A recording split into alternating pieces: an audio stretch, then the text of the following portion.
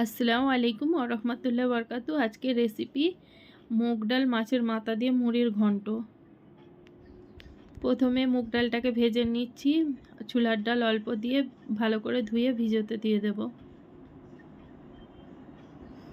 নুন, হলুদ, লঙ্কা পাউডার দিয়ে মাছটাকে ভালো করে মাখিয়ে নিচ্ছি। তারপর সরষের তেলের মধ্যে এইভাবে মচমচে করে ভেজে নেব।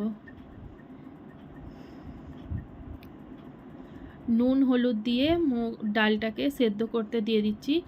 মাছের মাথাগুলো তুলে লঙ্কা, তেজপাতা, জিরে ফোড়ন দিয়ে পেঁয়াজ কুচি দিয়ে দিচ্ছি। আদা রসুন বাটা, টমেটো, কাঁচা লঙ্কা দিয়েছি। জিরে পাউডার, ধনে পাউডার, লঙ্কা পাউডার দিচ্ছি মশলা। ভালো করে মশলাটা কষিয়ে নেওয়ার পরে সেদ্ধ করা মুগ ডালটা ঢেলে দেব।